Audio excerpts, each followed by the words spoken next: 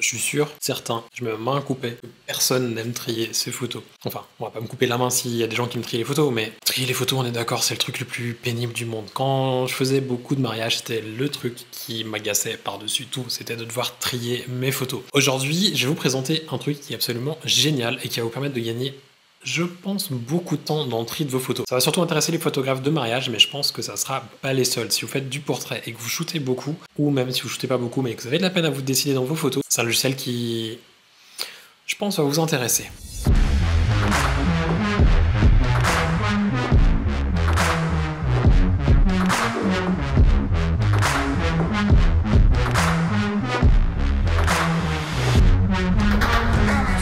Je vous avais déjà parlé dans une vidéo, je pense, qui date de l'année passée, certainement de l'année passée, le fait d'externaliser en fait une partie de son édition. Et je reste persuadé que pour pas mal de domaines de photos, ça reste hyper intéressant et super même important de le faire. Mais le sujet de la vidéo, c'est pas ça, en fait, c'est plus de vous montrer qu'il y a une manière d'externaliser sans vraiment externaliser. C'est un logiciel qui s'appelle Optix, qui va vous permettre en fait de trier vos photos de manière plus ou moins automatisée. C'est en fait un logiciel qui va se baser sur de l'intelligence artificielle pour trier les photos pour vous, en grande partie, ou en tout cas vous proposer en fait un certain tri. Je vais vous montrer tout de suite comment fonctionne le logiciel et vous allez voir que l'ergonomie est vraiment géniale. Même si vous ne parlez pas anglais, langue dans laquelle est le logiciel, je pense que vous n'allez pas être trop perdu parce que c'est un logiciel qui est super simple à utiliser et à prendre en main. On va prendre nos photos, les mettre dedans, il y aura deux petites options qu'on peut régler et le truc va nous ressortir les photos triées par groupe, tout ça, en quelques secondes, et pour la peine, on va gagner un temps qui est absolument monstre. Quand on l'ouvre, le logiciel ressemble à ça. Forcément, c'est un peu vide. On va donc prendre quelques photos. Je vous parlerai après des prix, mais en fait, il y a possibilité d'utiliser pour jusqu'à 100 photos gratuitement. Donc là, j'en ai 67. On va prendre les 67 photos qui sont des RAW, principalement shootées au D810 et D750. On va les mettre dans le logiciel le temps qui charge les photos. D'ailleurs, si on clique sur une photo, vous voyez que ça charge instantanément. On a en fait, comme dans Photo Mécanique, la possibilité d'afficher le JPEG embarqué dans le brut. Et c'est chouette parce que ça nous permet d'afficher les photos super rapidement. On peut passer d'une à l'autre comme ça, instantanément, pas besoin d'attendre qu'il y ait un aperçu qui charge. On a différentes options. La première, c'est d'afficher les photos sous forme de miniature, comme ça, donc différents layouts, ou alors d'afficher la barre à gauche navigateur et l'aperçu en grand au milieu. On a la possibilité de les grouper, mais on n'a pas encore utilisé les groupes, on va les utiliser tout à l'heure. On va donc laisser l'affichage normal. On peut changer le tri. On a différents moyens de trier.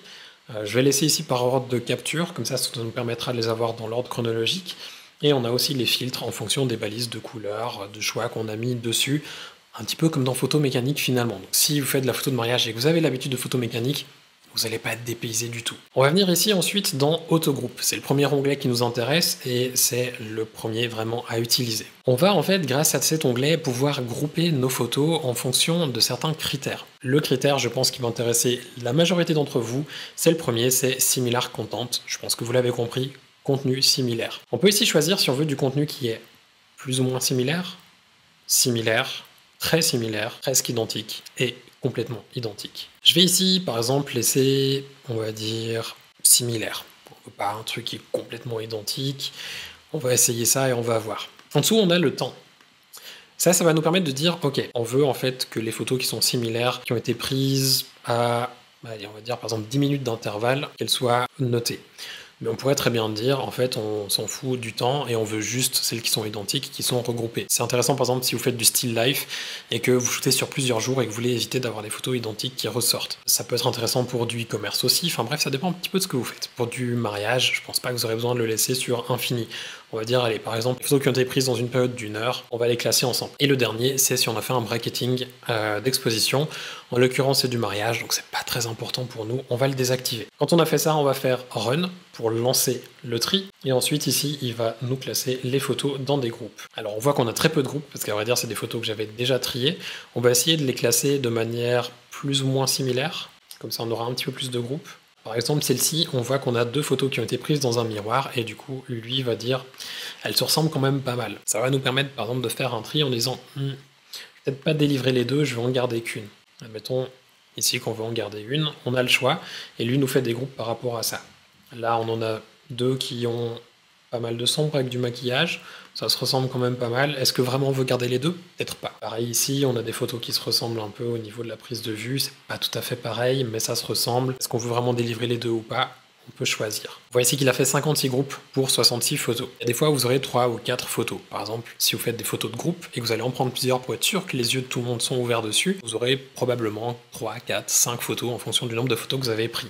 Ça vous permettra de grouper notamment ça. Si vous faites des photos de groupe lors des mariages, super intéressant et extrêmement pratique. Le deuxième onglet qui va nous intéresser, c'est celui du tri automatique. Autocull, ça veut dire trier automatiquement. Ici, on va pouvoir faire une chose, mais on a plusieurs réglages. Par défaut, vous n'aurez pas le wedding, c'est moi qui l'ai créé. Vous avez par contre générique, donc les notes, les couleurs, les tris et ici portrait. On va venir dans le petit écrou et on va pouvoir en définir. Par exemple, vous voyez ici pour mariage, j'ai défini différentes choses. On a les conditions à gauche et on a les actions à droite. Par exemple, ici, les photos qui sont nettes, donc les plus nettes des groupes, elles vont prendre une note de 3.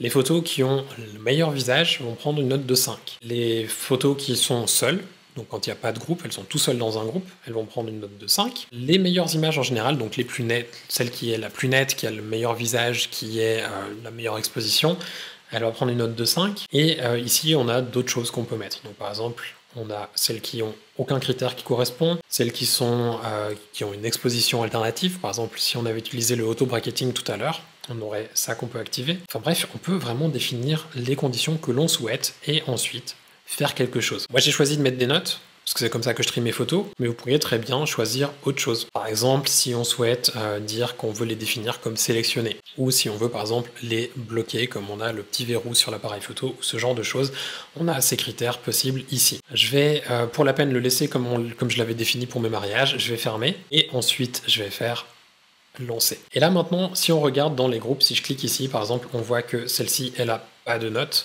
parce que lui a jugé que cette photo-là était la meilleure en fonction des critères que je lui ai donnés pour le tri. Si je viens sur le groupe suivant, on voit que lui, il s'est dit ok, celle-là elle est un peu moins bien, ça c'est plus intéressant. Et là, ça me permet d'avoir un tri qui est fait pour moi. Vous voyez qu'il y a certains groupes qui ont des critères qui correspondent dans les deux cas. Par exemple, celle-ci qui ressemble beaucoup à celle-là, qui est aussi dans un miroir. Celle-ci prend quand même une note de 3, donc elle va rester dans ma sélection, mais elle aura une note de 3 au lieu de 5. Ce qui peut être intéressant dans le logiciel ensuite quand on va faire de l'édition, parce qu'on aura les deux photos qu'on pourra garder, mais une aura une note de 5 et une de 3, comme ça quand on va les importer dans le logiciel, on pourra aussi les retrouver, alors que celles qui n'ont pas de note, peut-être qu'on les importera tout simplement pas. D'ailleurs ici, si on souhaite afficher que celles qui ont une note de plus de 3, on peut revenir sur notre filtre, hop, les afficher. Si on revient en dessus, on voit que les groupes où il y avait certaines photos qui n'avaient pas de notes ne sont simplement plus affichés. Enfin, on a ici les métadonnées, si on souhaite afficher les métadonnées, et dans le détail, on peut créer des aperçus si on souhaite travailler sur les aperçus plutôt que de travailler sur le JPEG embarqué par le RAW, ce qui permet par exemple de contrôler la netteté si on n'est pas tout à fait sûr. Et avant d'importer nos photos dans une session ou dans un catalogue, on peut aussi désélectionner ou changer les notes, c'est-à-dire qu'ici, si on vient sur le bas, par exemple, on a ici 2 photos pour la danse, je vais les désélectionner, commande D,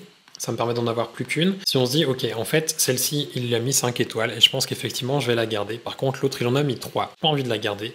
Je vais lui mettre 0.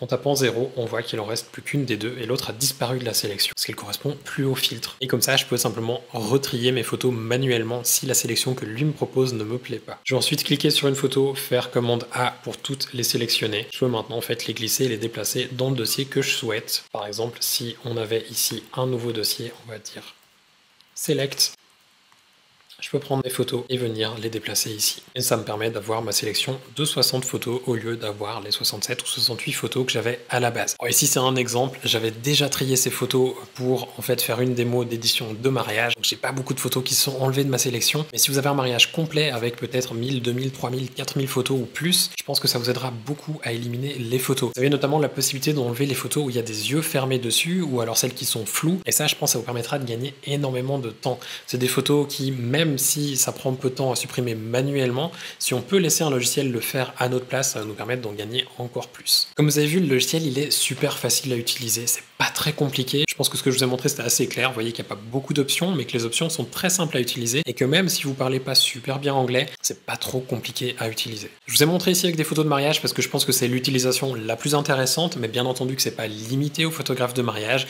Je vous ai dit en début de vidéo, si vous faites de la photo de portrait et que peut-être vous shootez beaucoup, ou alors que vous devez shooter et trier très rapidement, c'est un logiciel je pense qui vous sera très utile. Et puis une chose qui est importante à noter quand même, ça remplace pas les yeux de quelqu'un, mais il faut quand même se rappeler que c'est une des premières versions du logiciel et je pense que petit à petit ça va évoluer, ça va progresser.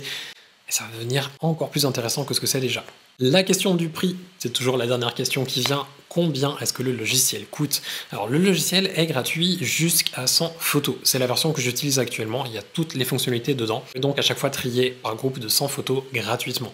Alors, pour un photographe de mariage, clairement, ça peut être très intéressant de travailler avec la version gratuite. Par contre, si vous voulez le tester, si vous faites juste de la photo de portrait ou alors que vous avez des petits shoots, ça sera peut-être assez sympa à utiliser sans avoir à ouvrir son porte-monnaie. Ensuite, si vous voulez avoir accès à toutes les fonctionnalités, il vous en coûtera 99 $. C'est pas une fortune, surtout pour le temps que ça vous permettra de gagner si vous shootez de nombreux mariages par année. Je pense que la question elle se pose même pas en fait par rapport au temps que vous allez gagner. D'autant plus que c'est une licence perpétuelle, c'est pas un abonnement, donc vous n'aurez pas besoin de renouveler l'abonnement chaque année. En bref, je pense que vous l'aurez compris, pour moi c'est un outil qui est absolument nécessaire pour les photographes de mariage et les reporters. Peut-être pas forcément pour les autres styles de photos, mais quoique ça peut trouver son utilité. En tout cas, une chose est sûre, c'est que je suis curieux de voir comment le logiciel va évoluer dans le futur, de voir aussi si d'autres outils du genre vont se développer. Je sais que Canon en avait parlé, je ne sais pas si d'autres logiciels vont s'y mettre, ou si ce genre de solution va gentiment s'intégrer via des plugins dans Capture One, dans Lightroom ou d'autres logiciels. Je pense que ça serait plutôt pas mal. Ce que j'ai pour vous pour aujourd'hui, j'espère que ça vous aura intéressé. Si c'est le cas, n'hésitez pas à laisser un petit pouce vers le haut. Si vous n'avez pas aimé, 2 pouces vers le bas, c'est bien aussi. Et si vous voulez encore plus de contenu, j'ai tout plein d'autres vidéos sur cette chaîne et aussi sur Patreon, où vous pourrez retrouver des vidéos, des tutos, des styles pour Capture One, des pinceaux pour Photoshop, des actions pour Photoshop, des scripts, enfin bref, tout plein de choses et c'est en train de gentiment s'agrandir avec de plus en plus de contenu. D'autres vidéos arrivent tout bientôt. En attendant celle-ci, moi je vous souhaite de passer une toute belle journée. Prenez soin de vous et de vos proches et je vous dis à bientôt. Ciao.